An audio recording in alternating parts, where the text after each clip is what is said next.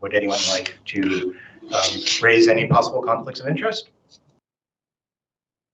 Okay, hearing none, we will proceed to the approval of the agenda. And I'll start out then by moving that the board approve the May 20, 2025 open session agenda as circulated. A second from any of the directors present. Ron, thank you. All in favor? Motion carries. Then the approval of the minutes. I move that the board approve the April 15th, 2025 open session meeting minutes as circulated, seconded by Jake. Any additions or comments? Nope. All in favor? Motion carries. All right. Thanks all. That went quickly.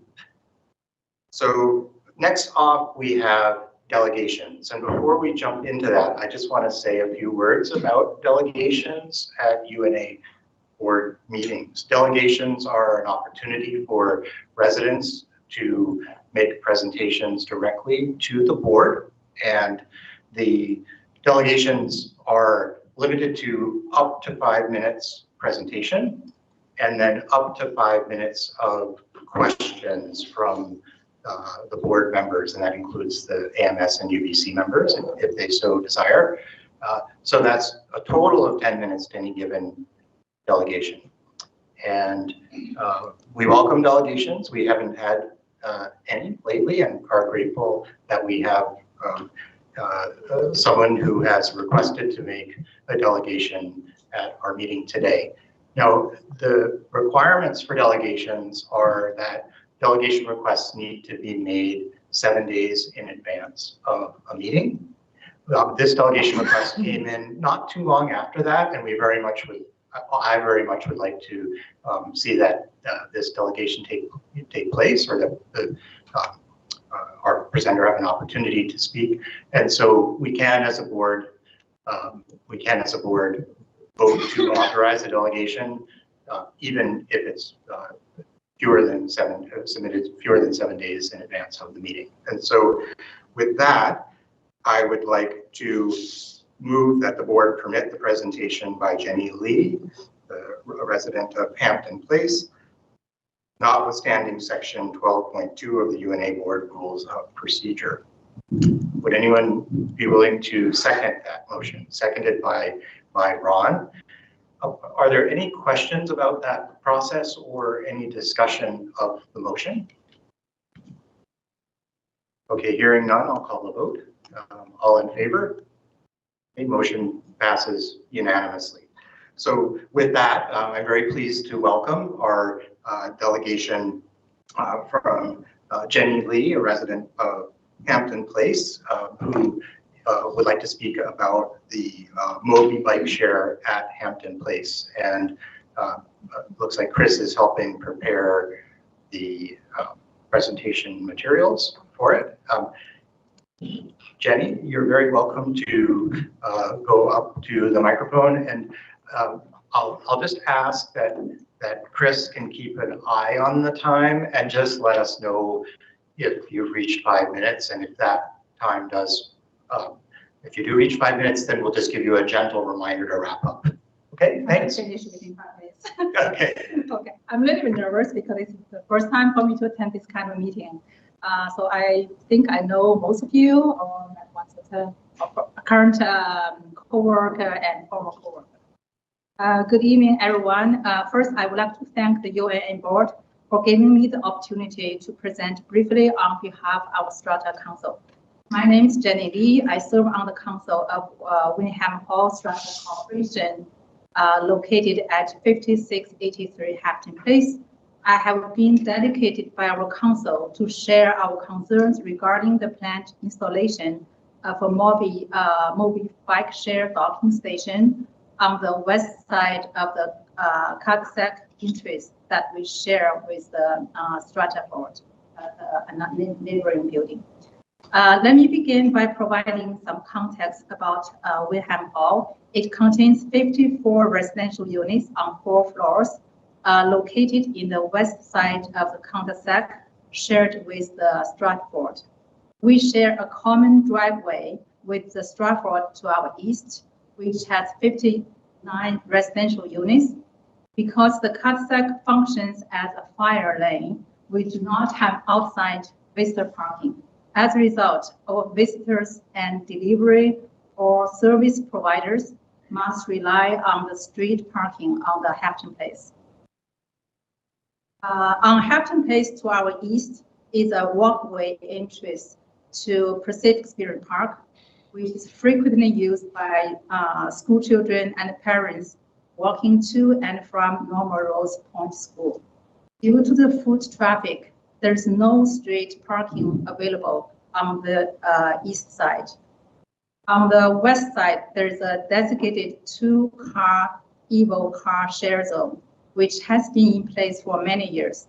However, it is common to see 4 to 5 cars parked there in some mornings, greatly exceeding the legal number and strongly impeding access to our cul-de-sac, as well as visibility of other vehicles and pedestrians while exiting the cul-de-sac.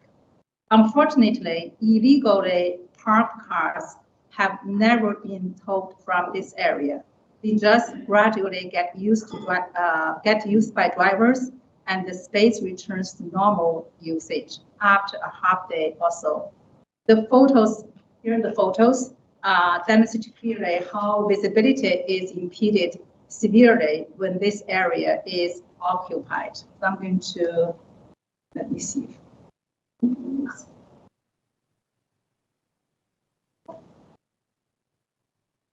So these are several photos by one of our Strata members. So legally there are 2 spaces, but you can see there are 4 or 5 or even 6 cars parked in this area.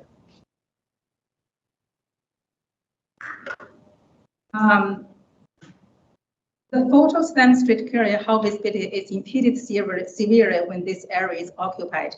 If you examine the photos closely, you will see that the parked cars totally occupy and cover the no parking striping on the roads, which is painted there to provide a safety buffer for visibility while exiting the cul-de-sac.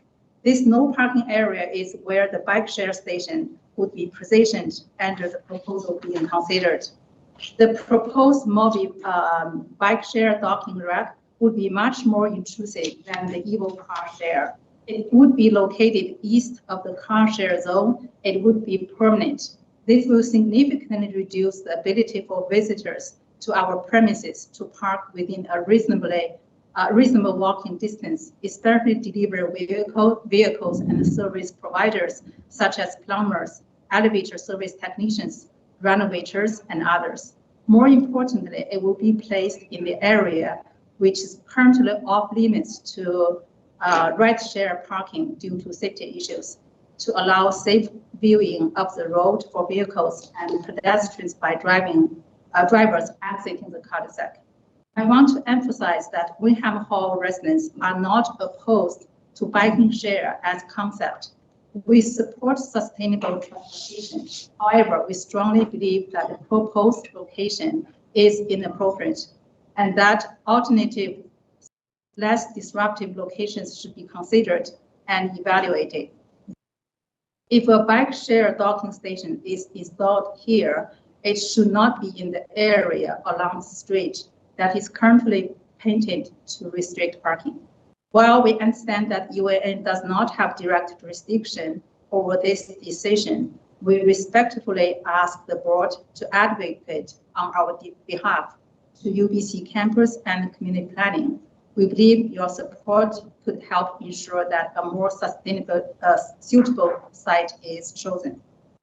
Thank you for your time and consideration. Thank you, Jenny. That was an excellent presentation and very much appreciated. We now have opportunity to ask questions, and I'll open the floor and Michael. Could you introduce your mic? Just a clarifying question. So the bike share is actually going in where the no parking is currently on that cul-de-sac. Is that where it's proposed to go in, the bike share? No. street. On the street, that's what I'm saying, but it's going where currently illegally EVOs are parking. Is that what you're? Yeah, that's my, I think we have two Evo car space.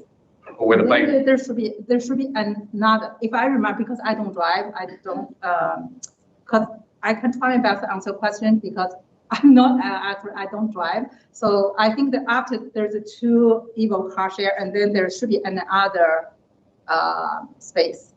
That's where, I think that's my understanding, that's where the. But from the photos, there was a no parking sign. Yeah. And there were two EVOs that were parked in that no parking area that were going into. Is that the area where the proposed bike? Okay, I think so. okay, that is. That's the area. Oh, It's only Ron? it's only supposed to be 2 EVOs, but some mornings are 6. Right. BCA is pretty good at picking them up, but still, when you put the bike rack behind where the 2 EVOs are, you're still going to be going into that egress area. But I guess clarifying question. I guess my point is that if the bike share goes into where that no parking area is, wouldn't it prevent EVOs from parking in the no parking area? it should, but you still get the problem you have in the mornings when you get extra EVOs parked. It tends to happen at night. Usually on Sundays, people have taken EVOs all over the city and they come back, or say on a Friday. So you still, as you saw with those EVOs, you still have a problem. Okay, and people will be walking kids along there as well, okay, impeding the entrance. So that's, to look at where those EVOs are, that's exactly where the rack's going to be at the end. Jake? For clarity, we live right across from that space as well at the Balmoral. 90% of the time it's not EVOs. 90% of the time there's only 1, maybe 2 EVOs there. Most of the time there's no EVOs there because there's only the 2 and they're gone most of the time. It's usually parked with other illegal parkers. So don't blame it on EVO parking there. They don't park there very often. I know that for a fact. Michael? So I'm confused because I feel like the proposed bike share lanes would prevent illegal parking. Yes. So are we saying we don't want the bike share lanes or we do want the bike share lanes? Oh. We don't want the bike share. I think mainly for the safety reason because there are lots of school children and parents walking. And then there are a lot of times there are big garbage truck. So it will be, I think it will create a safety issue. I want to extend Michael's question a bit. It sounds like there's a problem with illegal parking, approximately 2 cars worth near the entrance to your building, that fire lane, right? There's a space of about 2 cars worth that should be no parking because you have problems with visibility if people park there, right? So there's no way there's ever going to be parking there, like legal parking, because that would also block visibility. So you have an area where you don't want cars to park. And am I understanding the answer to Michael correctly? And Carol could also jump in on this if you have more information, but that the proposed bike share station, it would be room for, I think it was 16, it's now 12 bicycles. And that bike parking spot would be partly on the street or on the street in what is now a no parking zone. Am I correct about that? Okay, Ron? Okay, I think one thing that's missing here in everybody's question is that Wyndham Hall and Stratford share a cul-de-sac that has a fire lane. Okay, so nobody can park. So when somebody comes to make a delivery for those 2 stratas, or somebody comes to visit, right, it says no parking. That's the only place, you know, if an Expedia shows up today to make a delivery to Wyndham Hall, that's where they're going to park. I'm going out because unfortunately those 2 stratas are built outside customer guest parking. And they're one underground garage, which is not accessible. So it's kind of like they're stuck with a very limited ability to service. Okay, thanks. So I think have we used up our 5 minutes for the delegation? Okay, so thank you so much, Jenny. I think the images in your presentation helped us kind of visualize what's going on there, and that's really, for me, I found that very helpful and much appreciated.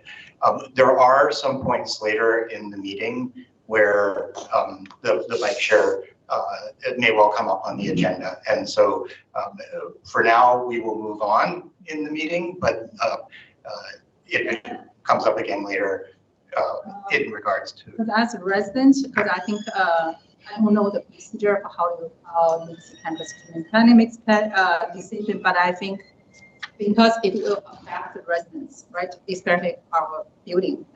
It's so close to our building. I think it's ideal to consult the residents. Probably it's not manager, but our building will be affected in various ways. So I think there should be a consultation because I believe most of people don't know this is going on. Yeah. Thank you. That's well said. Well said and much appreciated. Yes, thank you. And I'm really delighted that we had a delegation today, and I do hope that residents will feel welcome to give delegations in the near future.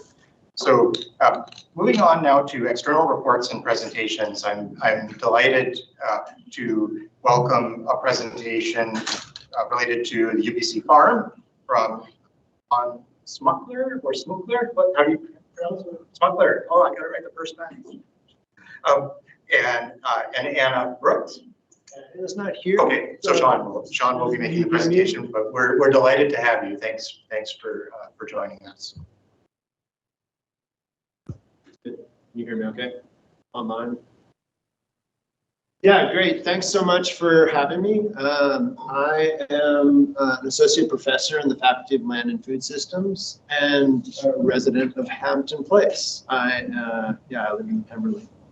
So this is my neighborhood. I'm very grateful for the work that you all do, and appreciate the opportunity to come before you to talk a little bit about the UBC Farm. I'm the director of the UBC Farm, and I have been for the last couple of years. I'm sorry it's taken me so long to come to talk to all of you. I assume everyone knows where the farm is? Yeah. Everyone's been to the farm? Terrific. It is, I can't tell you how fantastic, how amazing it is that UBC has a farm of this scale right next to a world-class university and an amazing neighborhood. The confluence of those things is incredibly rare, if not unique. I can't think of another place on the planet that has this situation. And that's why I took this job, because of the opportunity. We are situated as a farm under the banner of the Center for Sustainable Food Systems. This is a research center that is based in the Faculty of Land and Food Systems, where I work. But it's really designed to connect across the campus to many of the faculty members who are doing great research and education in food system space. And importantly, for you all to understand, to connect to our local community. So I took the job as director a couple of years ago. The first thing that we did was we created a new strategic plan. The strategic plan is really designed to move us towards having greater impact in the community. And our community represents this neighborhood, it represents farmers across the province, and it represents consumers around the world. We really are trying to be the demonstration of what agriculture and food systems should be. And we're hoping to do that within the context of this community, demonstrating how we can get to a food system that actually is the one that we want. We have 5 strategic themes in our strategic plan. It includes research, education, knowledge mobilization, community engagement, and a sustainable vision for our own organization. We're aiming to have impact in 4 key areas.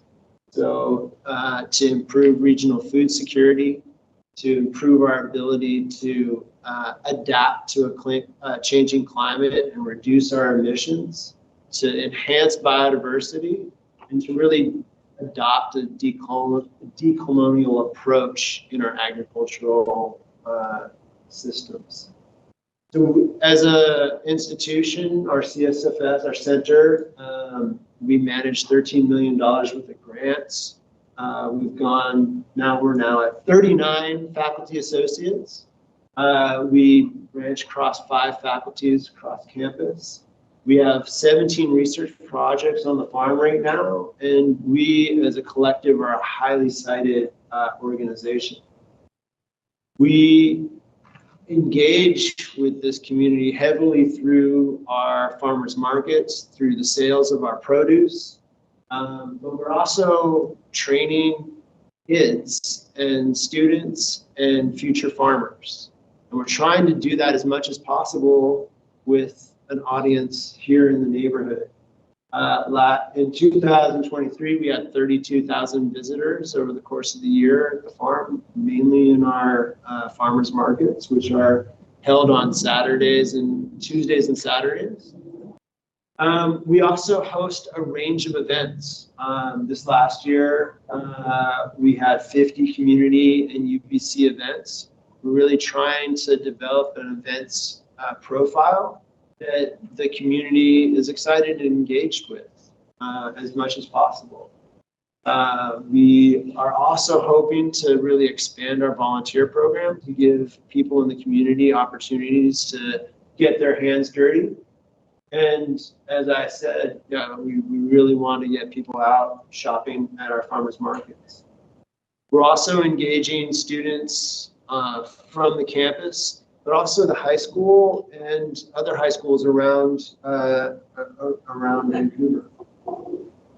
We are doing kids camps on site. To date, they've been focused on food systems. Our Farm Wonders Camp was completely oversubscribed. We have launched this year a Forest Wonders Camp that is looking very promising in terms of the numbers. We're really hoping to get the kids living in this community out onto the farm. And excitingly, we've just reinstituted our community workshops. So pre-COVID, we had a fairly vital program. COVID changed things a little bit, and now we're revamping the program, and we're aiming to have as much as 40 workshops this year. They're primarily going to be on evenings and weekends, designed again to reach the community.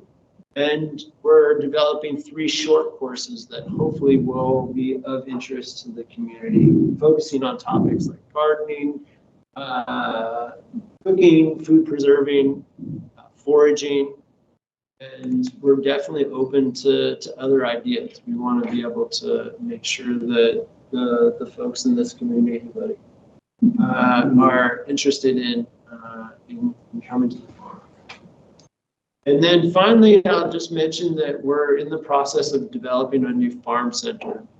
The idea is to really make what is currently a 3-season facility into a 4-season opportunity. We are in the final rows of the design process, and we're hoping to make this building seen by the community as a real resource and hub for engaging with food. So this is just an overview of the timeline. We're hoping to start construction in 2025, at the end of this year in December, and start occupying the building in June of 27. So I would really appreciate any questions or concerns about our programming, and I look forward to collaborating with the UNA as much as possible going forward. My family's had a farm share at the farm for almost a decade, and so we know well what you're talking about in terms of the wonders of the farm and the wonderful vegetables and fruit that we've gotten over the years. And our kids did the farm camps too. So it's such a delight to see that they're still going strong. So with that, I'll open the floor to questions. And Ron?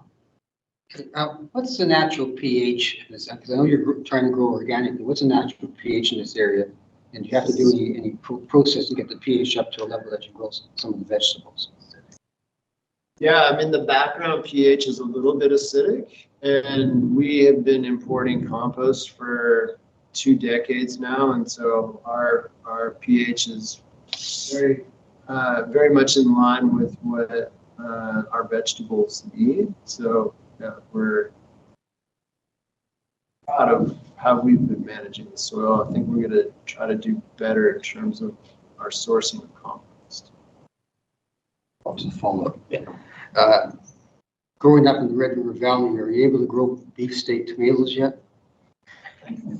We are using plastic culture to try to get better tomatoes.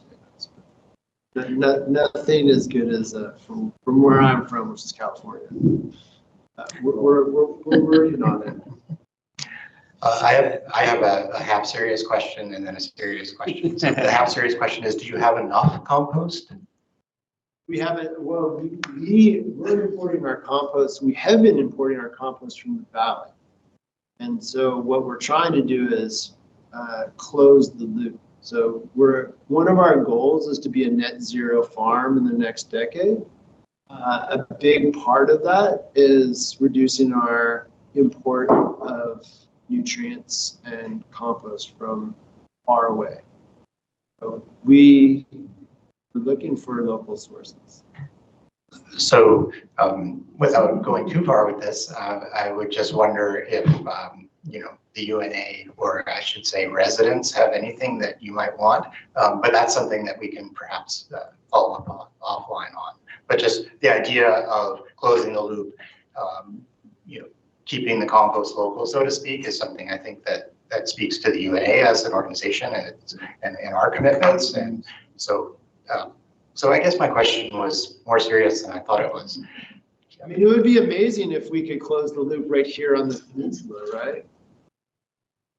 And then my other question is somewhat related. You mentioned you're looking to expand volunteer opportunities with residents. And so I understand some of that would be from the farm's end. In other words, you have to identify those opportunities and advertise them and be able to organize people who are interested in volunteering. I'm wondering if you have spoken with the UNA's volunteer program, or would be open to communicating with the UNA volunteer program, because there is quite a network at the UNA, a formal volunteer network, actually. So we've had some initial conversation about that. I think there's some further collaboration. Right now, our volunteer program is pretty limited because it's really focused on the farm production and making sure we have enough oversight of those volunteers so that they're useful. The ideas that we had discussed in previous UNA meetings were about expanding that so that we're doing work in the forest or the landscape more broadly. So that there are more hands-on opportunities, that they're not limited by what we're doing. We're definitely open to ideas. There's lots of work to be done. Wonderful. Are there any other questions from the board? Evan, yes, thanks. Yeah, sure. Yes. I also had a lot of fun in the EBC farm, and I just want to maybe give the information to our residents regarding festival ongoing project, volunteer opportunity, those kind. I just like what's the source like you use to share those information? Is it a website or? Yeah, so we have a couple of different ways that we get information out. One of them is our website. We have a calendar on our website. The other is our newsletter. So we have I can't remember offhand. The subscription to our newsletter is fairly large. And then we put it out through Instagram and other social media. Yeah. So yeah, I'm seeing like maybe like UBC Farm and the UAA, we can have work closely to how to promote those events, right, and sharing those information. Yeah, we should talk about how to communicate to the residents in a more effective. Yeah, and the UNA has, for example, a weekly newsletter where events get posted, opportunities are often posted. And so knowing that our communications director is here in the room with us, I thought I would just say that out loud and hope that you can make those connections that Evan was referring to. And anything else? Well, thank you so much. It's great to have you here. It is absolutely a privilege and a delight to have the farm right, next to the neighborhood. And as you said, it gives us opportunities that almost no one else has anywhere else, living in a city like ours. So thank you. Yeah, thanks. Not wanting to cut things off, Michael. Just one last thing. Could you provide us with your email address? Oh yeah, it's Sean.smuckler@UBC. Okay, thank you. Yeah, well, great. I hope to see you in June at the farmers market, if not sooner. Will do. Thank you so much. Okay, so on that happy note, we will continue on to the external reports on the campus and community planning monthly report. And Carol, if you want to introduce that, it's yours. Sure. Thanks, Eagle. I love following a happy note. So the report is before you. Maybe I'll just highlight the Westbrook Place Neighborhood Plan update, which you're all familiar with. Just to let you know that we are continuing to track to a June board of governors meeting. And when the report is available on the board website, we'll share that link with the UNA board so that you can take a look at it before the meeting. Thank you, Carol. Are there questions regarding the campus and community planning report? Okay, not seeing any, we'll move on to the electoral area A director monthly report. And Jen McCutcheon is not able to be here. However, she has included her April newsletter in the agenda packet. And if you don't already subscribe to the newsletter, I recommend it. And this month, it's as always informative, especially this month, there's material on emergency preparedness, which I know is on the minds of our residents and board members here, and also some updates on TransLink involving various of the routes that many of us rely on, or our kids rely on to move around the city. With that, we will move to the May 2025 management report. And oh, I'm sorry. There's no questions in Oh, yeah. Sorry, I thought there were no questions, but please, Michael, go ahead. One point that really stuck out for me in this electoral area A newsletter was the lawn watering restrictions.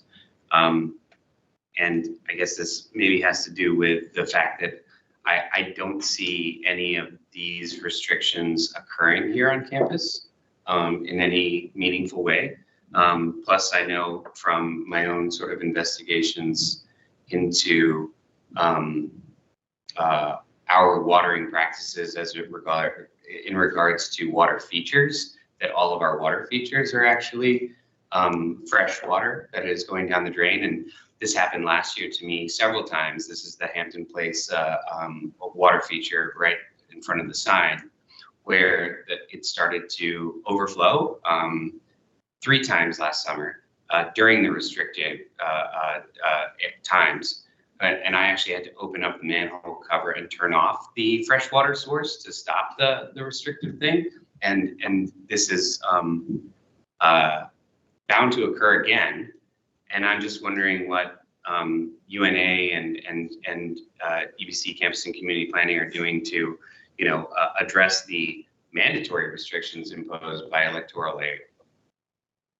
Thank you. So Jen is not here to weigh in on this, but I think we can give Wegland an opportunity to briefly just speak to the UNA management practices regarding watering. Yep, thank you very much, Hugo, and thank you very much, Michael. So in terms of the ground lawn watering, we observe the water restrictions level. So a couple of years ago, when we have a level 2 restrictions, we completely shut down our lawn watering as per required. And as for the water restriction itself, it is coming from the Metro Vancouver, but at the same time, perhaps Carol, if you can correct me if I'm wrong, it's more about the jurisdiction in terms of really implementing that into the residential area. So my understanding is it will require a water restriction, some sort of bylaw or regulation rules implement in the UNA in order to have that be effective. So however, in terms of the public area lawn, especially for the lawn space, we definitely follow the restriction. But for the water features, I will follow up with my operations team to make adjustment on that one. Thanks, Wegland. That's correct. So UBC and the UNA follow Metro Vancouver's water restrictions, but we're not in the Greater Vancouver Water District. So the regulations don't apply to UBC. It's more like just taking guidance from those regulations.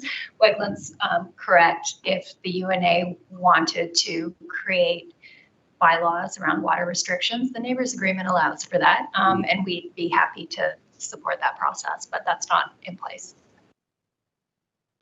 Well, thanks. Actually, that's helpful to know. I didn't know all of that, and something we might want to consider. Although we're just about to undertake a strategic planning for our next 3 years, and if sustainability remains one of our primary strategic goals, as it has been in the past, perhaps that is something we'll want to take up. So thank you for that, Ron.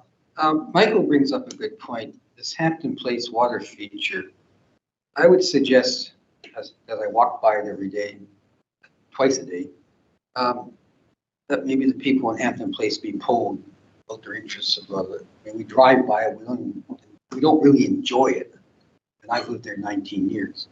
And, some of these water features initially put in, like an example, our house place at Sassmag Gardens is, city planning makes you put in a water feature over an underground garage only to have a leak. It may be a way to cut costs, reduce useless use of water. But I think the best way to do it would be to get everybody's feedback on Hampton Place. And if we got a good consensus, maybe permanently shut it down. And Hawthorne for that. I mean, that's both They're the same thing. We have the same thing. Yeah. Okay. It's a lot of water. It's a lot of water. These are marketing people use this. So I think Westbrook has a lot of water moving around too. So, yeah. In some ways, the neighborhood design stressing water in that way is from a different era. It's not that long ago, but it's not probably how we would design things now. Although there is the rainwater catchment aspect to the water systems, which I think was rather forward-looking. But any system you have to pump, fresh water into to keep it viable, I think is problematic, as you say. Michael? Yeah, just looking at this jurisdictional breakdown of the residential water use per liters per person per day, we are far above anybody else in all of Canada. It looks like, maybe other than it says Toronto and Montreal aren't included, but yeah. And I know for a fact that our reserves have been depleted over it. So if this might be something we want to look into, if we are able to write a bylaw that has some ability to focus on doing our part as a municipality. going forward when water is getting scarcer and scarcer, then we might want to bring this up in a future meeting. Let's make a big check mark or asterisk or something that so that we don't forget to talk about this during strategic planning, because this is the kind of thing that you have to kind of lay the groundwork, and the strategic plan is precisely the moment to do that and kind of signal where we want to go with that. And I think in my view, it's worth pursuing. So, are there any other comments related to Inspired by Jen McCutcheon's newsletter, which I think she'd be very pleased to hear that it sparked conversation in this way? Okay, so stop me before we jumped into the management reports, and now we will do that though.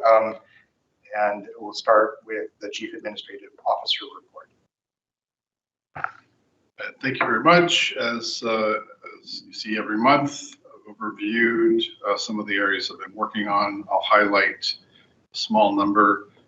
Coincidentally, I did want to focus on supporting the organization and the board's strategic plan review using our external consultant, echoing the comments from Eagle, how important that is. And thank you to the board members for participating in the first phase of that with the consultant in your one-on-one interviews. We've also had a session with the consultant at the staff level, and we've got obviously more scheduled to go. On operations, I wanted to just highlight the planning and negotiations around the UNA administration office's relocation. Following the board's discussion in the April meeting, we have moved forward with completing the draft lease as per the parameters that were presented, including the board's interest in it, the lease including a 1 5-year extension. That is in place. We have engaged the architect to begin the design process for the renovations for the space on the 3rd floor. That was done on the basis of contacting a number of potential consultants. We received 2 proposals, and one was selected that aligned with the directions that the board provided us in April with respect to the costs associated. We are in the process of undertaking that design work now. I would note, and George has stepped out for a call, but I've been in contact with George from Properties Trust around arranging an opportunity to tour some of the board members that are interested in touring the space pre-renovation. It'll take a little bit of time to manage that with the timing of active tenancy and availability. What will likely happen is we'll identify a date and time, and for board members that are available for that time, you can attend and get a bit of a tour to get a sense of what's the scale and scope up there. The last one I just wanted to highlight, going along the lines of previous work. In my first year at the UNA, I've started the initial contact I do on an annual basis to the UNA stratas from the CA's office for to arrange meetings with those stratas that are interested with myself to receive any comments, questions, discussions on operational issues. That work is underway. I wouldn't expect those meetings to be really scheduled until the fall, but we started early and give them lots of time to confirm their interest.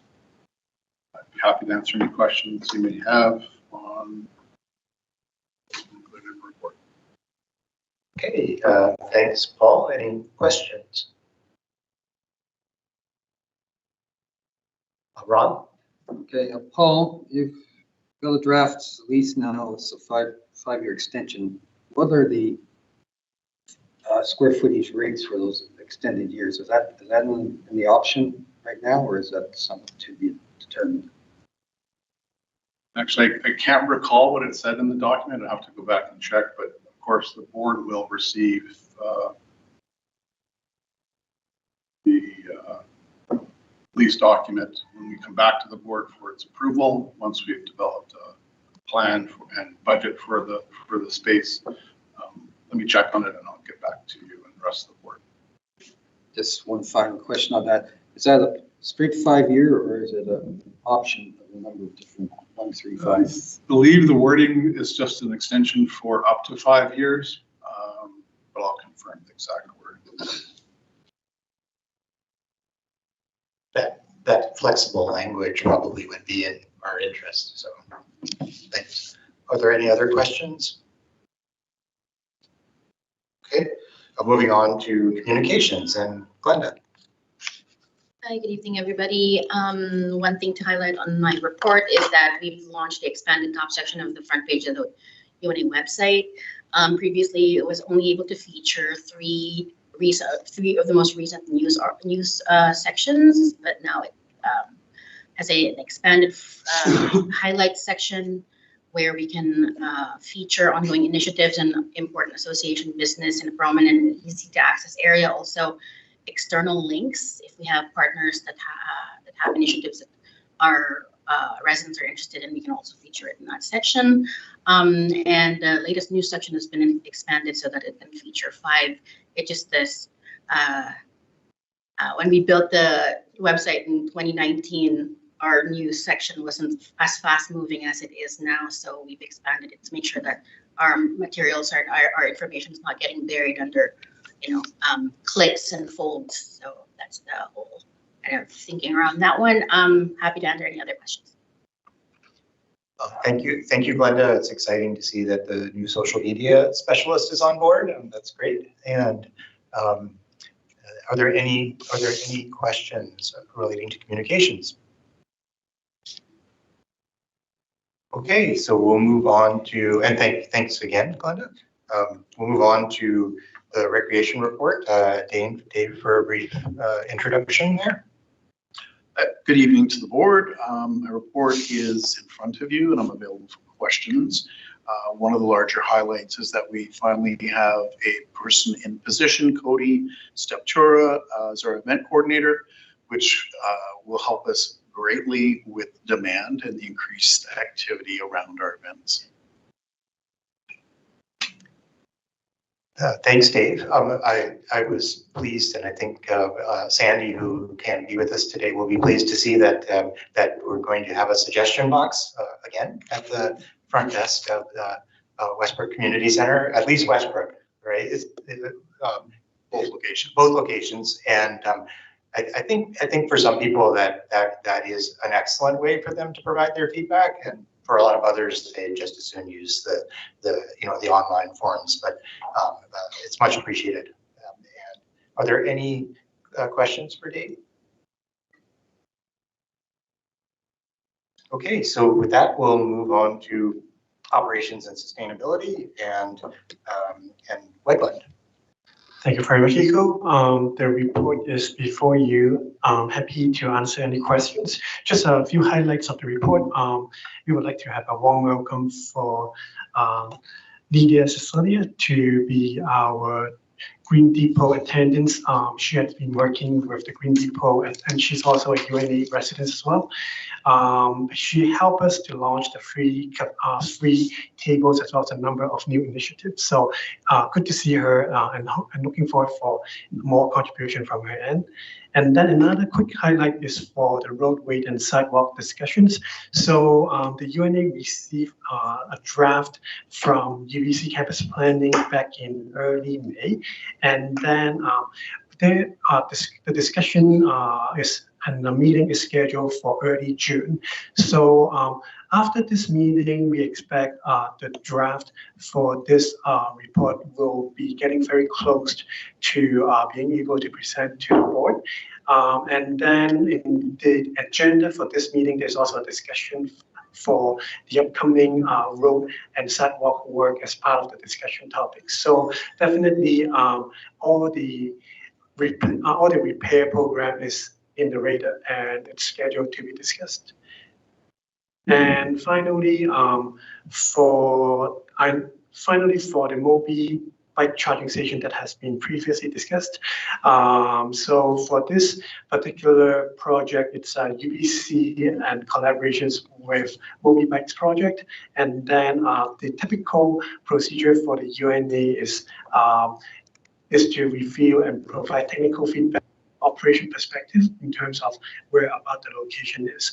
And for this particular project, we have provided the information, and we noted there has been an adjustment for the street and landscape permit, and maybe Carol can provide some updates on that one.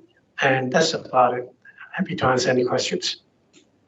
Thanks, Wegland. And I think I would like to turn right to Carol to give us an update on the Moby Bike Share project in Hampton Place. Happy to. And I note that there's a discussion on this later in the agenda, but for now, we have adjusted, just to be clear, the streets and landscape permit for this station is a 12 dock Moby bike station, not 16. That's the minimum amount that Moby requires for these bike share stations, and the proposed location was adjusted to where it currently is proposed to be located. Given the conversation that has happened around email, we put a pause on that streets and landscape permit until we have clear direction on this proposal. Okay, thank you for that update, Carol. And Wegland, are there questions for Wegland? Michael. Sorry, I have a couple questions actually.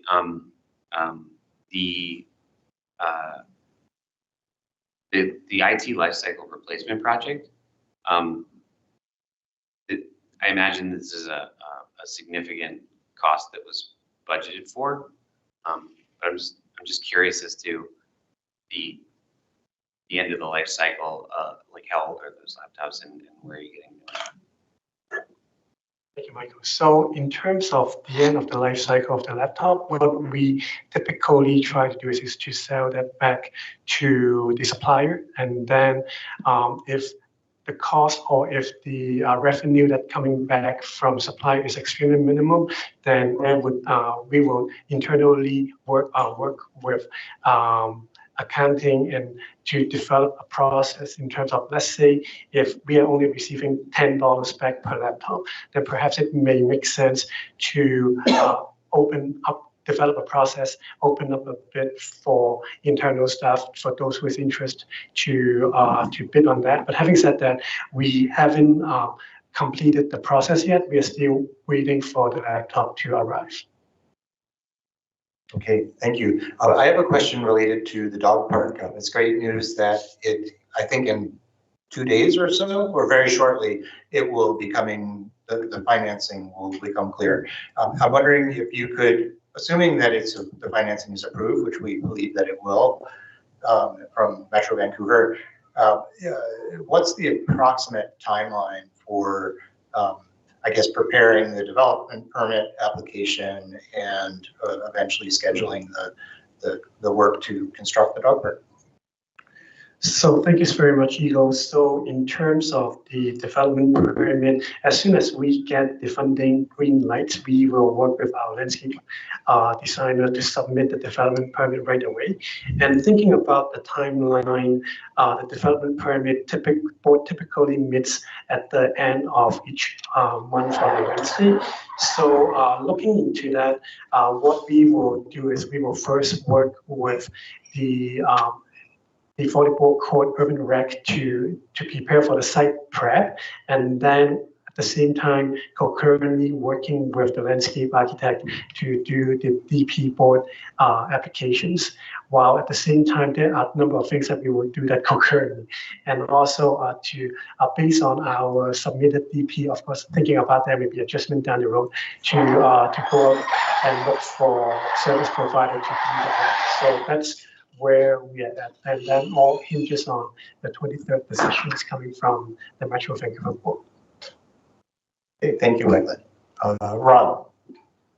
Wegland, at the May 6th Finance Audit Committee meeting, which you were absent, the committee unanimously recommended that UNA seek quotes from other brokers in addition to Marsh and Paul. So you followed through on this. Has this been implemented? Have you approached anybody else but other than Marsh McCallum to get a quote? I might just take that question. So it's an agenda item with the recommendation from the Finance and Audit Committee today for board direction. So staff wouldn't undertake it until we have direction of the board. So immediately following the meeting, assuming we get direction, we'll undertake that process. That just to clarify, that's item F for B on the agenda. Ron? So one more question.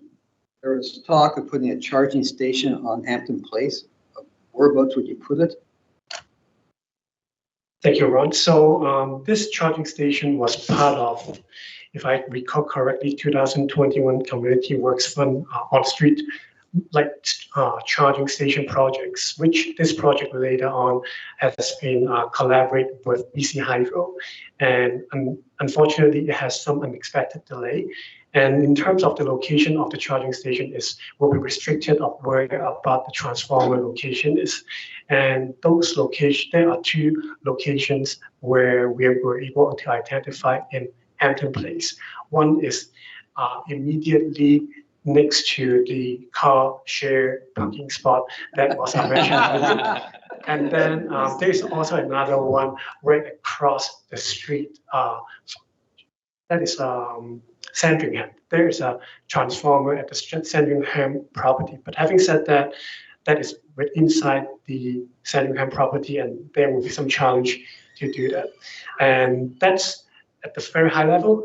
Right now, we have set up a meeting with BC Hydro to get an update score about the projects. And hopefully by next week, I will be able to provide some updates for the board to see where the status is and how are we going to move forward for this. Okay, thank you, Wetland. Can I just give you a bit of background? Both St. James House and Bristol have underground charging stations, okay? We at Hampton Place have a bylaw. All our townhouses can put them in. I have one. Unfortunately, our apartment building can't because they don't have enough juice coming in. And so I don't know if it's worthwhile to figure out how many people. My comment about Hampton Place is that I don't see people.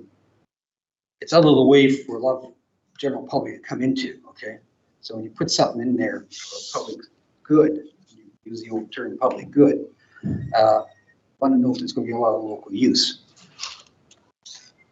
Okay, thanks, Ron. Any other questions for Wetland? Okay. Oh, Michael. Yes. Just one last point, that it sounds as though this has a lot to do with this Moby bike share conversation, and that it's good that maybe there's a pause on the placement of both until there's an update from BC Hydro on whether one is moving forward. Is that correct? And Paul wants to speak to that. I think it's important for the board to be aware that the location of kind of charging stations in neighborhoods like that project, as Lakeland noted, was something that was discussed at the board and had support and approval in 2021. And since then, there's been a shift in focus towards the primary goal being additional fast charging stations in partnership with BC Hydro, which won't be in that neighborhood. So whilst we've identified a couple of potential locations, that project isn't moving forward in the short term. It will take some time, and the fast charging stations are the priority now, which we theoretically, hopefully, will see in the not too distant number of months see it being installed. Okay. Yeah, okay. All right, thanks all, and thanks, Wegland. So with that, we go to the finance report. Athena. Good evening, everyone. My report is before you. Just one thing I wanted to point out is for the HR management system implementation. Compared to the time that I wrote this report to now, there's a slight changes. The initial transition day instead of June, we're gonna postpone it to July. That news just released at the end of last week. So that is actually more beneficial and realistic timeline, I think, for all the staff and for the implementation specialist side. So just want to update everyone. I have another section, I think, at the finance and audit committee section. So you sure will hear from me later. Welcome any questions. Thanks, Athena. Are there any questions relating specifically to this report? Yes, Jake. How's the audit going? So far, so good. I think because this year we have, we're dealing with more lawyer. We opened another bank, so there's actually a bit more time in terms of that section. But so far, so good. Wonderful, great. Are there any other questions for Athena? Okay, thank you, Athena. Much appreciated. We'll see you or hear from you again soon. With that, we'll move on to the recreation booking pricing analysis report from Dave. And this is a report for our information. There's not any specific recommendation, but in any case, Dave, we'll turn things over to you to briefly introduce, which is, I think, a pretty thorough report that was included in the meeting package. Yes, coming out of the 2023 Recreation and Cultural Review, one of the suggestions was to take a look at where we stood within the GBRD in regards to our costs in our programs. The first stage of this was to look at the physical cost of the buildings for rental purposes. We've also had some inquiries from the public that have leaned towards stating that our prices are higher than the GBRD. So in this study, we took out a large number of the community centers, filled our due diligence on them, and found out we're sitting right in the middle of it all. One thing that we do have is that we do have a couple of rooms that are a little bit more expensive, but they're rooms such as this that are larger, but it's the larger footage that allows us to be a little bit more expensive because other centers don't have the luxury of this number of rooms that are large, with the center being relatively newish. The result we were looking for was to determine whether we would come to the board or as an administration take a look at whether we wanted to increase the rental costs of the buildings or decrease the rental costs of the buildings. And the suggestion that I put forward to the board from the information that was obtained is that at this time, until we further look at things such as our kitchen being licensed, as well as the upgrades to some of the rooms, and particularly the old barn being able to host AGMs and other factors for other people. At this time, we keep the prices as they are, which sits us nicely in the middle. And if there's any questions, happy to answer. Thanks, Dave, for that happy mean that you've presented. So are there any questions relating to the review? Michael? Just a quick clarifying question on the graph. One half of the graph is Dunbar's available rooms compared to the line graph of average across all Metrovan or some larger area. And then the second half is UNA's available rooms. But there don't seem to be one-to-one correlations on some of the pricing between like multi-purpose room, for instance, in Dunbar and UNA, like the line graph of the average. Right. Sorry, I'll lift that up. You are correct.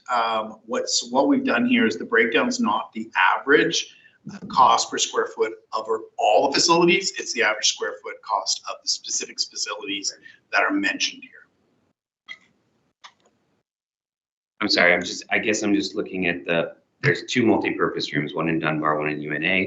They seem to be at the right sort of price, but then the average line above it are drastically different. One's twice as much as the other. The two multi-purpose rooms are actually, the rental cost when you look at that, just as you'll look at our Studio A and Studio B, for them, what their multi-purpose room is when it's divided. So we have the ability to do two rooms out of our studios out in the old barn, where with Dunbar Community Center, you either have to rent one room or you have to rent both rooms. So it's both added together. Exactly, yes. Thank you, sorry, it was just. And you'll find that throughout the report in different locations. Okay, thank you, Dave, and that's good information for us to kind of have in our pockets going forward, and I'm sure it is for you too. So with that, we will move on to see if I can get this out without twisting my tongue. The COREX UBC NDES 2025 to 2027 rate application report, and Wigland will speak to this. I suppose you can clarify for people kind of what that is, and then I might say a few words after you're done as well. Thank you very much, Eagle. So what I will do is I'll just quickly summarize of the recent COREX rate proposal and what is COREX and the neighborhood district energy system. So the neighborhood district energy system is located in Westbrook. It provided hot water, a centralized hot water supply for 17 buildings, which represent approximately 30% of the UNA populations. And for the COREX system, the intention is to provide a more efficient way to power our home, making sure everything is more sustainable. But having said that, in terms of the rate applications, COREX has recently submitted an application for increasing the rate for the next 3 years from 2025, 26 to 27. And the proposed rate increase ranges from 18% at 2025 and then 15% for 2026 and 12% for 2027. For comparison, we know that BC Hydro for the next year, their proposed rate increase is at 3.42%. So we know that there is quite a big discrepancy, and then it's also affecting over 34% of the population within the UNA. Hence, we have provided a report and also a letter for the board to consider. And in terms for the review and applications timeline for this proposed rate increase, it is attached in this report, and I do strongly recommend any residents to have a look into their frequent asked questions and how to get involved. And I will leave it at that. Thank you very much.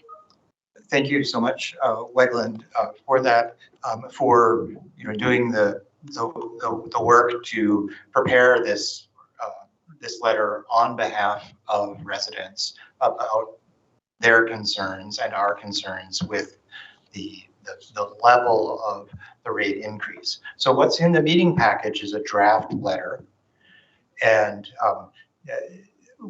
I'm going to make a motion now that the board write a letter to be part of this process of the price increase application and review. And when I make that motion, the letter we're talking about would be this draft letter that you see in the meeting package. So the wording of the motion is open so as to allow us to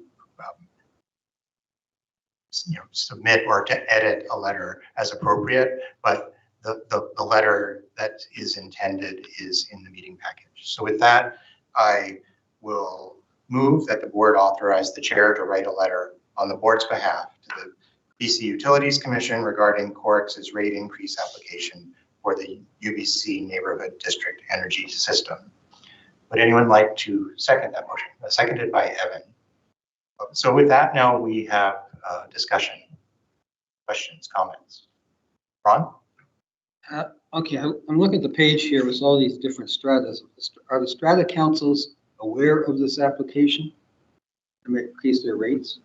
You made them aware, or did they get letters? Yes, so we have on a repeating basis from when the first application, when the UNA and UBC became first aware of the application, we provided direct contact to the strata chairs. We've also put it in our newsletter on a regular basis, including for the last 2 weeks, every Friday when it goes out, it's been in the newsletter as well, encouraging people to submit should they wish, and certainly providing the links as they are in the report with getting more information on it. And I should also just note that UBC, through UBC Properties Trust, owns several of those buildings as well. So like faculty, staff housing, some of those buildings are are on the district energy system, and Georgia Point, which is Westbrook Properties building as well. I would suggest that once we approve this letter, because I know the responses have to be in by May 22nd, very short. And I wonder if it's worthwhile circulating this letter to a lot of these stratas and say, hey, get on your high horse. It helps if you send one in. You know. Just, I would note that the deadline has been extended because the response in this application has been very high. They've received probably the largest number of responses from residents that they've received on any application in quite some time. As a result, they've asked more questions of Corex and gotten more responses from Corex and extended the time into a second round effectively. So this is the second round, and we can certainly circulate it to the stratas as well. However, I think everyone's had more than ample opportunity to directly participate. UBC has been an intervener in the process. I think Properties Trust with UBC has also submitted significantly and asked a number of very pointed and specific questions that Corex has had to respond to. So extended to June 24. June 24th. Yeah, that's helpful.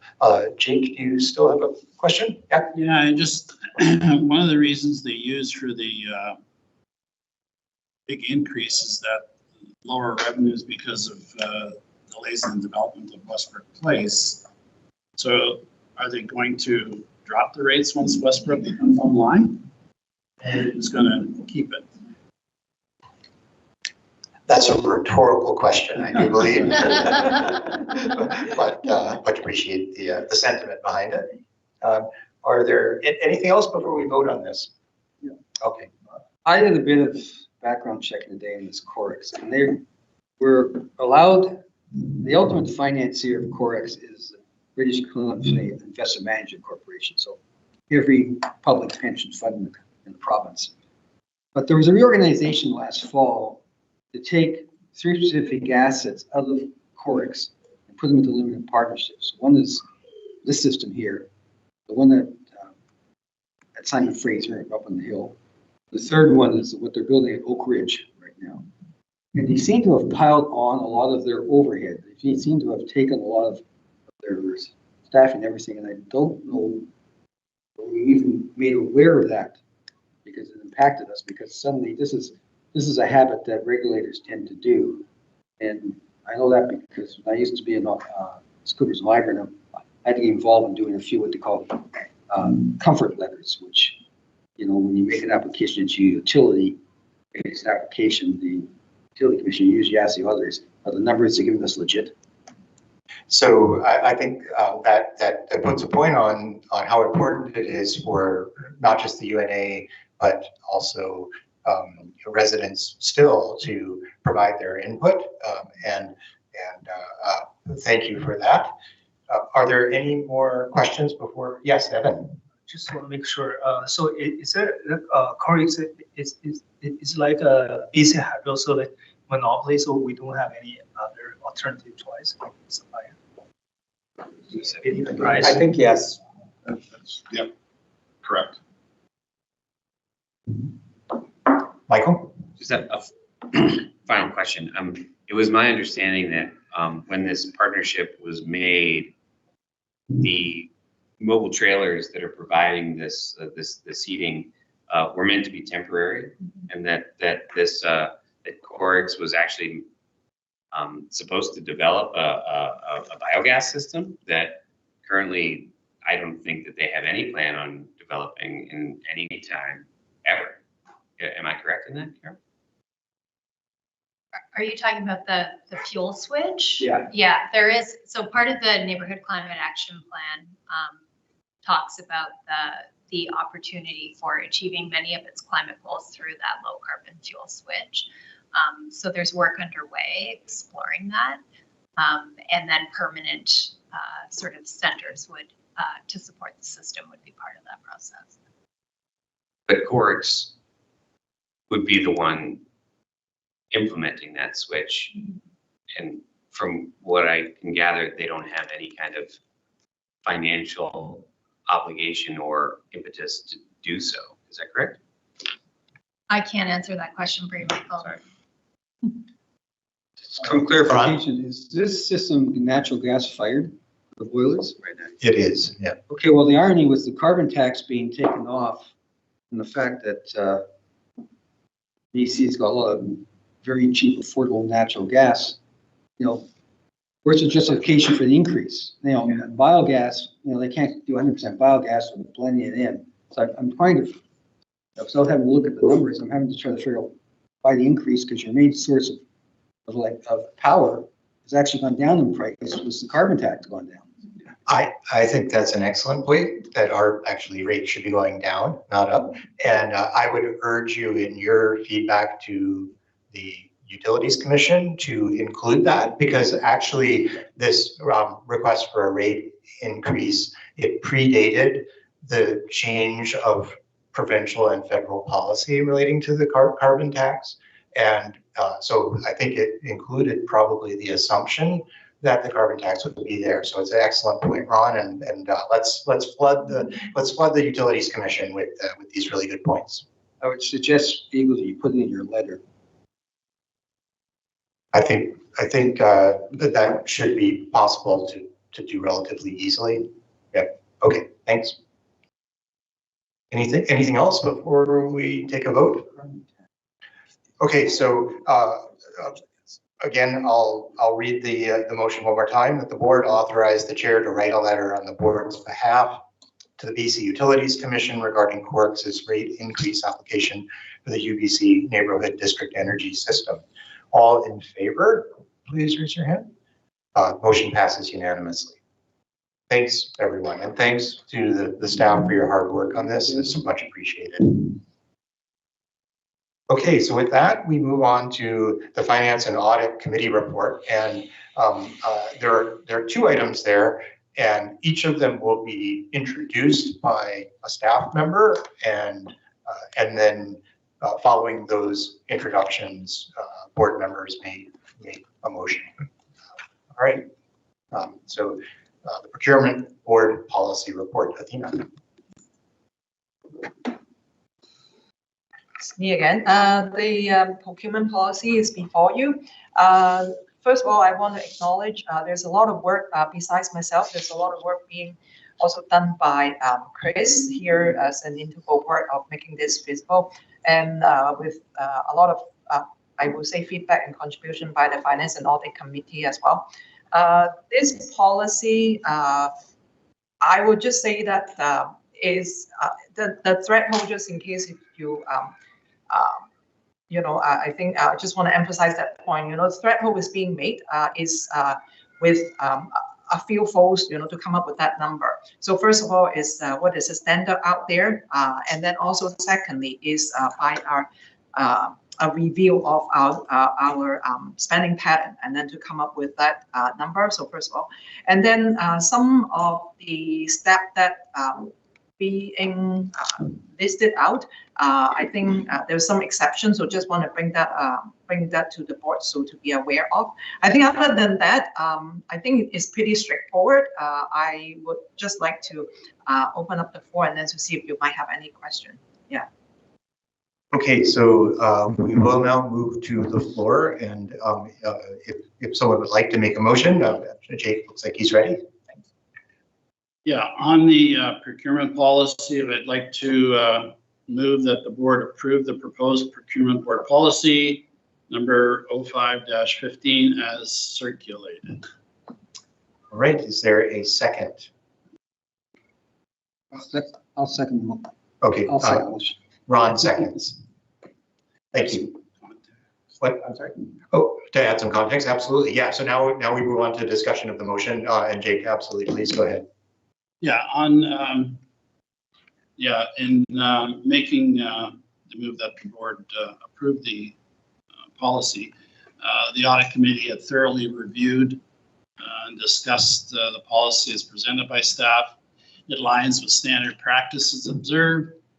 Reflects best practices in procurement, and more importantly, it represents a logical and practical approach to managing procurement activities in a consistent and responsible manner.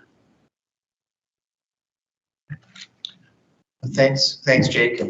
Thanks to Athena, Chris, and others who have worked on this for moving us towards this, I think, milestone policy. However, I don't want to cut off the discussion. Are there any further questions or notes before we move on to a vote? Michael.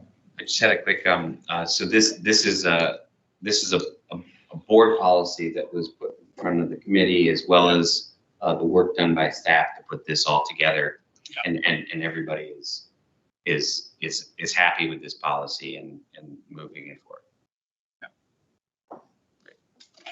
I'm seeing smiles all around. So, all right, any further discussion? Okay, so the motion is that the board approve the proposed procurement board policy 05-15 as circulated. All in favor? All right, the motion passes unanimously. Thanks, everyone. And that then takes us to 4B, the fiscal year 2025-26 UNA insurance renewal report. And we will turn things over to Wegland to introduce this, and then if someone from the finance committee wishes to make a motion, then we can do that, and then we'll move ahead with discussion. Wegland. Thank you very much, Eagle. So the report is before you. I will try to make it as quick as possible. So in terms of the UNA insurance, which including the commercial general liability, property liability for contents and building, abuse liability, and D&O liability policy, they are set to expire on June 30th. So new round of insurance renewal discussion has just begun, and based on the discussion from the finance and audit committee, there's recommendations for the board to consider going out to the market to find alternative quote from an insurance broker. And then that's pretty much it from my report, and happy to answer any questions. Jake, would you like to speak to this and or make a motion? Yeah, I'd like to move that the board direct staff to solicit alternative quotes for insurance coverage. And I have some context to that. So, could you clarify, do you mean coverage or broker? Broker. Okay, thank you. Alternate quotes for insurance coverage. So that's, you have to go to another broker. Okay, all right, yeah, go ahead, please, Jane. The Finance and Audit Committee has thoroughly reviewed and discussed the current insurance policy, which was presented with a single source estimated renewal cost of about $250,000. It was also noted that the current broker is one of the most expensive in Canada and are receiving from 22% to 25% commission on these UNA policies. That's not private information, that's stated clearly on the policies themselves. It is considered best practice to engage in strategic competitive quote sourcing from alternate brokers at minimum every second year or whenever material coverage changes occur. We do not believe a competitive quote was sought last year, and for this year, there are two significant coverage changes. Cybersecurity and earthquake deductible liability buy down have been strongly recommended by the Finance and Audit Committee. With the increasing frequency and sophistication of cyber attacks globally and the significant risk posed by data breaches, ransomware, and system intrusions, it's imperative that organizations proactively strengthen their cybersecurity posture, including ensuring appropriate insurance coverage is in place. Additionally, the UNA currently holds an earthquake insurance policy with a deductible in the range of $2 million. This represents a substantial potential financial liability in the event of a seismic event. As such, consideration should be given to risk transfer strategies such as deductible buy-down options to reduce UNA's financial vulnerability. Okay, I mistakenly did not ask for a second for the motion, so I'll do that now. Not expecting any problems with that, but is anyone, Ron, seconded by Ron? Okay, so thanks, Jake, for that introduction to some of the conversations that took place around this at the Finance Committee meeting and the reason for the recommendation. And are there questions or comments relating to the motion? Carol. This may be obvious, but just pointing out that there are some requirements around insurance in the neighbors agreement that staff should be mindful when going through this process to make sure that competitors meet the requirements. So I think you want to speak to that point? I can. Or no, you have your. We're well aware of the requirements under the neighbors agreement, and our current broker is well aware of them as well in terms of the changes that happened with the new version.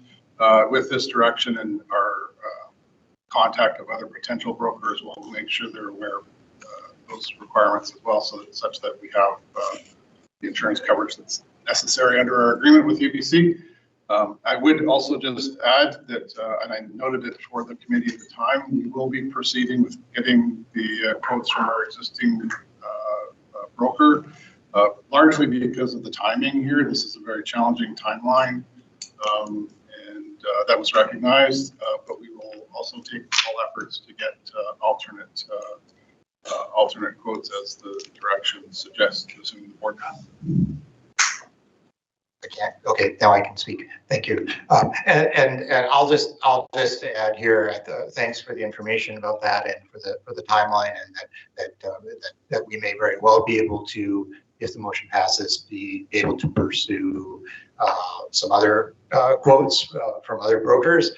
But I hope we're all agreed that it's absolutely, not debatable that we have to have coverage as of, is it July 1st? Yes. And I'll remind all of us, not only is the UNA as an organization liable, but even we as directors have a certain amount of exposure if we're not insured. And so that's just a reminder. And with that, are there more questions or comments? Yes, Jake. Yeah, that's to Carol's comment. That's why the request to look at cyber security coverage, which is not in place today, and the earthquake deductible buy down, which is not in place today. It was recognized definitely at looking at the coverages we've had in place that neither of those coverages are there, and particularly the earthquake deductible is a huge liability for the UNA to just kind of, and also on the terms of timing, we did make this recommendation to look at alternate brokers and quotes 2 weeks ago, and it was chosen to wait for the board decision before looking at making that decision. So we've lost 2 weeks in the process.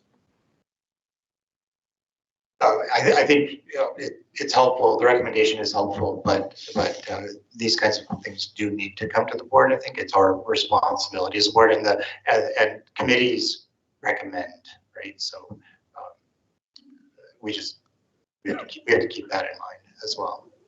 Are there other questions or comments, Evan? Yeah, whether it's necessary, I think it's very necessary because many companies they actually have been attacked by several attacks, but I just want to try to understand how the cyber insurance works, because for cyber attacks, sometimes it's hard to evaluate the loss, right? Like for example, if a company lost the customer data or something, how to evaluate the loss?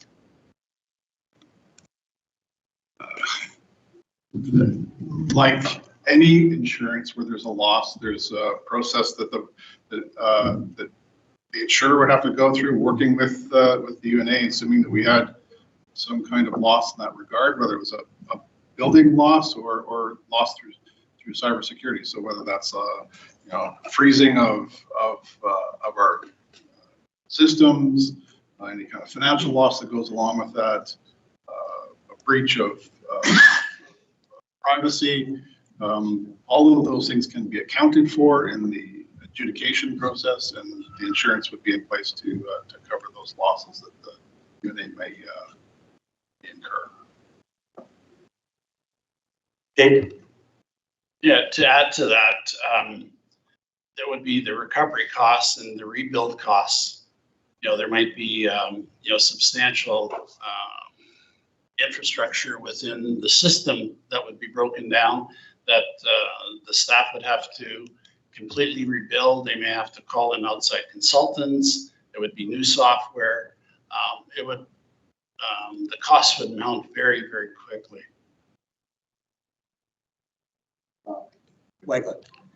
Just a quick comment in terms of, I won't be able to provide about the loss, but in terms of this upcoming renewal, the intention is to work with the broker and insurer to benchmark our coverage, to making sure our coverage is matching what is other similar municipality or organization that they currently have, so we will be able to sufficiently cover ourselves. And then just a minor remark about the context for the insurance. For some of the insurance, like the commercial general liability as well as abuse liability, in terms of the insurer that's providing the service is rather limited. And at this moment, our insurance is going through the London market. And I will leave it at that, but definitely we'll be happy to work with the board as well as external broker to find alternate quotes for coverage. Okay, Michael? Under the renewal timing challenge, the timing of the insurance renewal presents an administrative challenge, and I'm just cognizant of staff's time, and this is a very short turnaround. I'm just wondering what happens if an alternative broker doesn't meet all the requirements. Does that just go back to reinsuring with the current broker so that we are continuing our coverage? I get that we're directing staff to solicit alternative quotes, but if an alternative quote of sufficient status isn't arranged in time, what then is the direction? So as I mentioned in my overview there, we are continuing with our existing broker. That was the intent for this year. The Finance and Audit Committee has seen it fit to provide this recommendation to garner other quotes from other brokers, but we will continue down the process with our existing broker. There's quite a bit of work in terms of preparation of materials that has to be submitted for them to go to the London market in order to secure coverage. That process is underway. So regardless of what happens with a potential replacement broker, we will have insurance in place in the timeline that's necessary. Okay, are there, Ron? Okay, I think what people understand, we give staff the authority to go solicit. And if not successful, they get a second or third bid. And then we have it in place for next year. Okay, thank you, Ron. Are there any other questions before we move to a vote on the motion? Okay, so I'm going to reread the motion. It's just a tiny bit different from what was recirculated. However, the intent is the same. So the motion was that the board directs staff to solicit alternative quotes for insurance coverage. All in favor? Okay, motion carries. Right, thank you. I'm going to note that it's 5 after 7. We have potentially 2 items on the agenda. If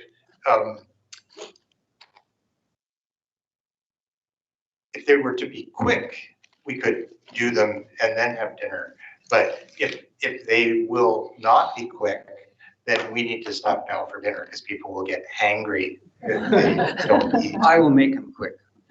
Okay, so it appears that that dinner is on the near horizon, and things may be able to move quickly. So with that, we have the Community Engagement Advisory Committee, which was supposed to be a verbal report from Director Lee, not present. I think Ron, as the co-chair of that committee, is will speak very briefly to that committee or that report, I guess. We last met on April 7th. We did not have a main meeting. And the draft minutes for the April 7th meeting have not been approved, so we cannot circulate. But there were two motions at that meeting that I wanted to bring forward that were unanimous recommendations of the committee. One that the committee is requesting from the board of directors that it gets access to the Strata Council Chair database, so we can start a direct communication. So our plan is to do outreach, to go and meet these stratas on their terms and try to engage a dialogue. We have some stratas that are active, as last year Paul could see in Hampton Place. In some places, it's basically a communication desert. The second motion that was put forward and approved unanimously is that SEAC wants to submit a proposal in the future, and if that's based on this UNA saying okay, a program how to boost membership. And we simply want to get out there. I mean, it's free, and the more we can get people, remember, the more we can get communication into the society, the better we are as a board to make decisions on the best interests of the residents. So, so what I would propose is that for the next board meeting, that the SEAC draft a formal report explaining the program, and if there's an action item, including a recommendation and a motion in that regard. So if you could just bring that back to SEAC and come back to the board at that time. Just keeping in mind that the advisory committees are meant to be advisory to the board, and so your recommendations would, insofar as our current understanding of how the advisory committees would be advisory in nature. And I'll also just add one thing, and this actually can, I think, hasten our move towards dinner, that I will be recommending, in addition to the closed meeting agenda, so that would be after dinner, to add an item to our agenda to discuss rather informally the advisory committees, their role, and what our agenda as a board is for them. So with that, is there anything else related to the verbal report? Any questions? Okay, great, thanks. And then the last item on the open meeting agenda is the Moby Bike Share on Hampton Place. Well, we've had a lot of activity and movement in that regard so far. So Ron, this was an item you asked to be added to the agenda, and if you would like to add anything that hasn't already been spoken, or you would have the option of making a motion of some kind as well if you wish, but it's up to you. Okay. Since this program's been on, proposal's been put on pause for further consultation, I'm going to be very brief. We're not against bike share, but the experience in Hampton Place was a bike share. There is one right now. It's run by HOPR, which is actually owned by CycleHop, and CycleHop put together the Moby system. Okay. They don't run anymore, but they put it together, and I can literally see those bikes from my kitchen window. So for the last months of the 5 bikes, I've seen one move, and it's in a better location. So our proposed, one of the things I personally don't see the location in front of Wyndham Hall to be a great location, and I want to make reference to a current successful Moby location and a Moby location that's not successful. The last stop on the 99 bus coming into the campus is at Sasamat and West 10th. And right next door, right beside the RBC Bank, is a 20 rack movie system. And it's well used because it's logical. You get off, you grab a bicycle, you go into the campus, you come back out. You go 2 blocks over to the corner of West 8th and Trimble, is St. Helens Church, right beside Trimble Park. There's 12 there, and they're gathering dust. But it's not the location that somebody comes from public transit. And the emphasis here should be on intermodal, that the people who are going to use these bikes, not Hampton Place, people who like to ride a bike already own a bike. So the residents of Hampton Place, this is not really for them. If we're looking at the use of these MOBI systems for an intermodal to provide for students and visitors, we should really be looking at a better location. You know, Jake and I were even thinking, why not at the corner? There's a bus stop on West 16th where people come in, dig a trench in the berm and put it there. So I'm going to leave it that this is still being reviewed. I don't believe it's a good location from a standpoint of making it successful over and above the intrusion on the people living on Wyndham Hall and Stratford. But no, why can we not have somebody from MOBI come along and explain to us why they think it's a great location? Okay, thanks, Ron. And this is just an item for discussion at this point then, Evan? I just want to add a little bit to Ron's, because I also live in Hampton Place for many years. I know, like, you know, like usually a student won't travel that far.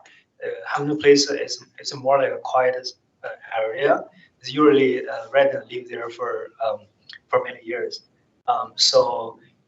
Well, I think like the most the traffic flow, like the passenger flow, if you want to use bike to connect Westbrook to the UBC campus, UBC village, that makes perfect sense. But usually, I don't think like students won't ever need to find a bike somewhere like in the Hampton Place. And also, Ron is right, because that's far away from the transit line, so it doesn't make good sense to me when they find a location there. I think that these conversations about the location will continue outside the meeting, so I don't know that we need to belabor it, but, oh, yeah, go ahead, Michael. I mean, I'm just looking at a map and I buy it. It's right at the edge of the Heron Trail going all the way out to Point Grey. And it seems like it would solve your EVO problem. So, but again, I think that UBC PT and MOBI should consult directly with the 2 stratas there, but I see why it was located there from an urban planning perspective. Carol had her hand up, sorry. Maybe I can just provide a little bit of context for the board in the deliberation of this item, both today and in the future. So the expansion of the MOBI bike share locations is a direct action of the Neighborhood Climate Action Plan. And our hope, and the UNA's hope, was to see these MOBI bike stations in all neighborhoods across campus as part of our commitment to equitable and sustainable transportation choices.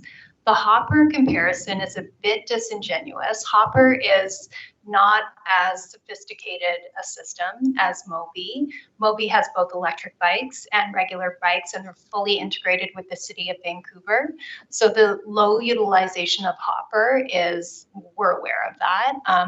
We've seen a marked increase in the use of MOBI bikes, and Hopper is being phased out. So you'll see the removal of that Hopper location in Hampton. This was anticipated to replace that. It's part of a suite of transportation choices that support the UNA's commitment to sustainable transportation and UBC's commitment to sustainable transportation.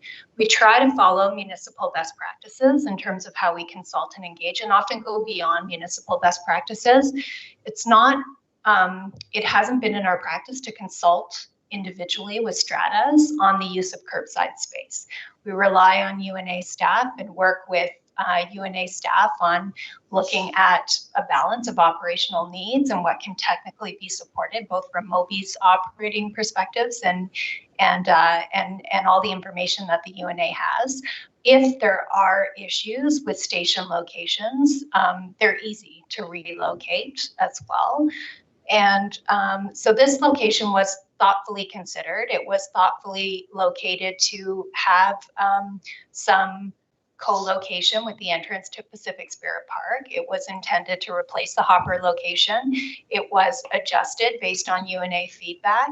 And we'll take direction from UNA staff on what we do with this station location. It is on pause right now, but I think it's important for the board to have the complete set of information as you continue to think about the expansion of MOBI across the neighborhoods. And just one other thing that I would note, when we're considering this, there are a lot of different reasons people might want to use a bike share service. So we've already heard some of them, intermodal, like near transit, near recreation site. And then also there are people who commute from a neighborhood to campus. And I know that there are many of those people in Hampton. Some of them walk, some of them bike, maybe a few of them drive. So again, it's part of the suite of options for the suite of people with a suite of needs, I guess you could say, as I see it. But I appreciate the kind of vigorous discussion that we can have about the best location for these, just keeping in mind that you got to weigh the interests of everyone, from the residents right there, to those who live across the street, to those who move back and forth for various purposes. Sometimes people who might come to serve the Hampton neighborhood in some way or other, and leave a bike there, etc. So there's just a whole range of interests involved, and I think we need, as a board, we're not making this decision, but in terms of the way that we advise our staff, we need to be cognizant of those multiple interests, and that they don't always align 100%.